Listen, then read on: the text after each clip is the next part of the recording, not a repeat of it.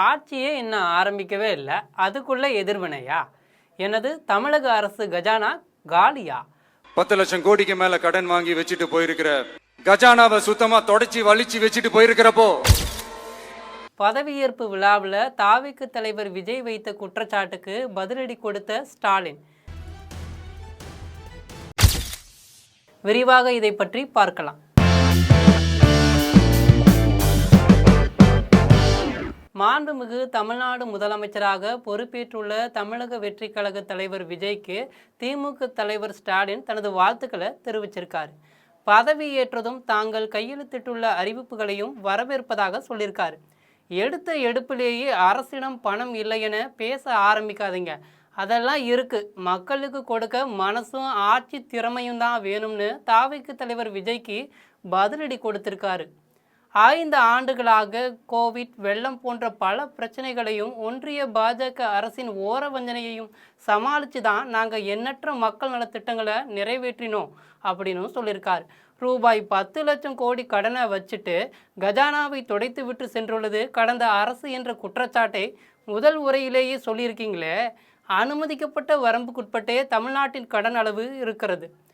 நம்ம தமிழ்நாடு கவர்மெண்ட் இருக்கிற அந்த நிலைமையை பத்தி நான் உங்ககிட்ட நான் சொல்லணும். கிட்டத்தட்ட 10 லட்சம் கோடிக்கு மேல கடன் வாங்கி வச்சுட்டு போயிருக்கிற இன்னைக்கு அந்த தமிழ்நாடு அரசு இருக்கிறப்போ, கஜானாவை சுத்தமா தொடச்சி வலிச்சு வச்சுட்டு போயிருக்கிறப்போ, தூக்க முடியாத சுமையை ஏத்தி வச்சுட்டு போயிருக்கிறப்போ,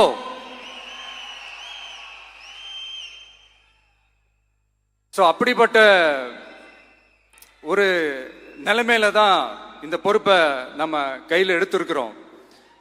தமிழ்நாடு அரசின் நிதிநிலை பற்றி கடந்த பிப்ரவரி மாதம் பட்ஜெட்லேயே தெளிவாக நாங்கள் சொல்லிட்டோம். அது உங்களுக்கு தெரியாதா? அதுக்கு பிறகுதான் நீங்கள் பல வாக்குறுதிகளை மக்களுக்கு கொடுத்தீங்க. உங்களுக்கு வாக்களித்த மக்களை மீண்டும் ஏமாற்றி திசை திருப்பாதீங்க. மக்கள் உங்களை நம்பி தான் ஓட்டு போட்டிருக்காங்க, அவங்கள நம்ப வச்சு கழுத்தை அறுத்துறாதீங்கன்னு சொல்லியிருக்காரு. நடைமுறைக்கு சாத்தியமானதை மட்டுமே வாக்குறுதிகளாக அளிக்கணும் என கூறி ஆட்சிக்கு வந்துள்ள நீங்கள் இப்போது தான் அரசு நிர்வாகத்துக்குள்ளே அடி எடுத்து வச்சிருக்கீங்க.